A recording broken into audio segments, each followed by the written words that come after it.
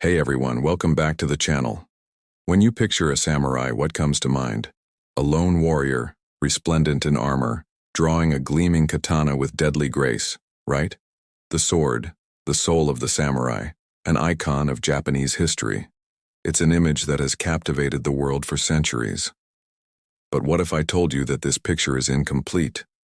What if I told you that some of the most pivotal battles in samurai history were not decided by the clash of steel, but by the thunderous roar of gunfire? That's right. Today we're diving into the fascinating and often overlooked story of the samurai who embraced the gun. It's a tale of tradition versus innovation, honor versus pragmatism, and how a revolutionary piece of technology from the West forever altered the path of the samurai and the very nature of warfare in feudal Japan. So, forget what you think you know. Let's unravel the story of the gun-wielding samurai. Our story begins in the year 1543. Japan was in the midst of the Sengoku period, the age of warring states.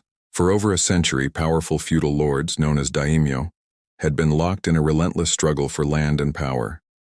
It was a chaotic, violent era, but it was also a time of great military innovation. On the remote island of Tanegashima, something happened that would send shockwaves across the nation. A Chinese junk, blown off course by a storm, washed ashore. On board were Portuguese traders, the first Europeans to set foot in Japan, and they brought with them a marvel of technology, the arquebus, a type of matchlock firearm. The local lord, Tanegashima Tokataka, was immediately intrigued. He bought 2 of these firearms from the Portuguese and ordered his swordsmiths to do the impossible, reverse engineer them. The challenge was immense, especially the complex screw mechanism for the breech plug, which Japanese smiths had never seen before. But they were brilliant craftsmen. Legend says they even arranged a marriage between a smith and a Portuguese woman to learn the secrets of the technology. Within a decade, Japanese-made firearms, known as Tanegashima, were being produced in massive quantities. The genie was out of the bottle. But this new weapon created a deep philosophical crisis for the samurai class. For centuries, their entire identity was built around the sword and the bow. Martial arts were a spiritual discipline, a path to enlightenment. The katana wasn't just a weapon, it was an extension of their very being. To master it took a lifetime of dedication. Now, here was a weapon that any common foot soldier, an ashigaru, could learn to use effectively in just a few weeks of training. Where was the honor in that? Where was the skill? Many traditionalist samurai viewed the gun with contempt. They saw it as a coward's weapon, a clumsy, dishonorable tool that stripped battle of its artistry and personal glory. Why spend years perfecting your swordsmanship when a peasant with a firearm could kill you from 100 paces away? This was a direct challenge to the samurai's elite status and their martial code, Bushido. For them, battle was a place to prove one's courage and worth, not just to win by any means necessary. The gun threatened to tear down that entire worldview. But not everyone was so sentimental. In the ruthless calculus of war, results mattered more than honor. And one man, more than any other, understood the revolutionary potential of the firearm. His name was Oda Nobunaga, one of the most ambitious and brutal daimyo of the Sengoku period. Nobunaga was a pragmatist, a visionary who wasn't bound by tradition. While others debated the honor of the gun, Nobunaga saw its power. He saw an instrument that could shatter the old order and help him achieve his ultimate goal, the unification of Japan under his rule. Nobunaga didn't just equip his soldiers with guns. He completely reimagined how they should be used in battle. He understood that the arquebus had a slow reload time. A single volley, while devastating, left the gunner vulnerable. So he developed a revolutionary tactic, volley fire. Nobunaga organized his gunners into ranks. The first rank would fire, then kneel to reload while the second rank stepped forward to fire, followed by the third. This created a continuous rolling barrage of gunfire that was simply unstoppable. He transformed the arquebus from a novelty weapon into the core of a disciplined modern army. The ultimate test of Nobunaga's new strategy came in 1575, at the legendary Battle of Nagashino. Nobunaga and his ally, Tokugawa Ieyasu, faced the formidable Takeda clan, led by Takeda Katsuyori.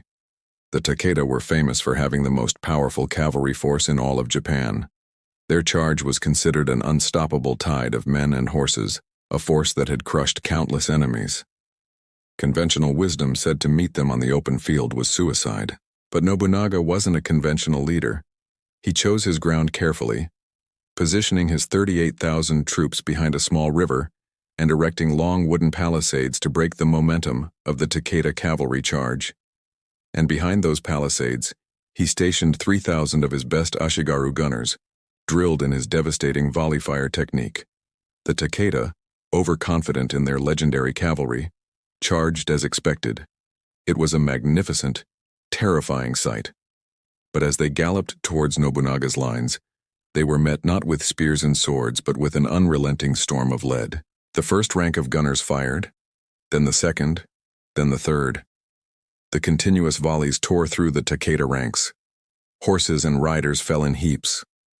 The famed Takeda cavalry, the pride of Japan, was annihilated before it could even reach Nobunaga's main line. The battle was a bloodbath, a decisive victory for Oda Nobunaga and a turning point in Japanese history. Nagashino proved, beyond any doubt, that firearms were the new kings of the battlefield.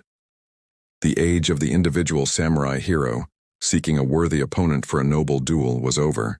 The era of disciplined, organized infantry and mass firepower had begun. The gun didn't completely replace the sword, of course. Samurai continued to carry their daisho, the paired long and short swords, as a symbol of their status and for close-quarters combat. But the primary weapon of war had changed. Other daimyo scrambled to adopt Nobunaga's methods, and by the end of the 16th century, Japan had become one of the largest producers and users of firearms in the entire world. When Toyotomi Hideyoshi, Nobunaga's successor, launched his invasions of Korea in the 1590s, it's estimated that a quarter of his massive army, perhaps 40,000 soldiers, were equipped with firearms. These samurai armies, armed with guns, proved highly effective against their Korean and Chinese counterparts. The Japanese gun-wielding samurai had become a force to be reckoned with on the international stage. So what happened? If Japan was such a firearm powerhouse, why did it later become known as a nation that gave up the gun? After the end of the Sengoku period, Tokugawa Ieyasu, the final unifier, established the Tokugawa shogunate. This ushered in a 250-year period of peace and stability, known as the Edo period. With no major wars to fight, the demand for guns plummeted.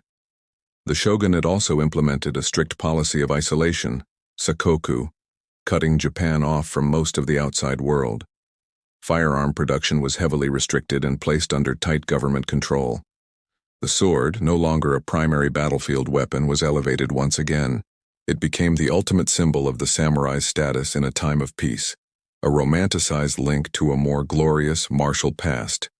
The gun, associated with social upheaval and the low-born Ashigaru, was deliberately marginalized.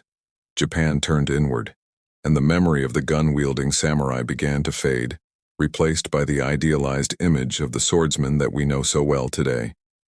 It wasn't until the arrival of Commodore Matthew Perry and his American black ships in 1853, armed with advanced cannon and rifles, that Japan was violently reminded of the power of modern firearms. This event triggered the rapid modernization of the country, and the samurai class itself was eventually abolished. The story of the samurai and the gun is a perfect reminder that history is always more complex and nuanced than the popular images we hold. The samurai were not a monolithic group, frozen in time. They were adaptive, innovative, and, when necessary, ruthless warriors who used the best tools available to them to win. The image of Oda Nobunaga's gunners at Nagashino, methodically firing in volleys, is just as much a part of the samurai legacy as the lone swordsman under a cherry blossom tree. They are two sides of the same fascinating coin. What do you think? Does this change how you see the samurai? Let me know in the comments below. It's a fascinating part of history that really challenges our perceptions. Thanks so much for watching. If you enjoyed this deep dive into history, please give this video a thumbs up and consider subscribing to the channel for more stories that break the mold. We'll see you in the next one.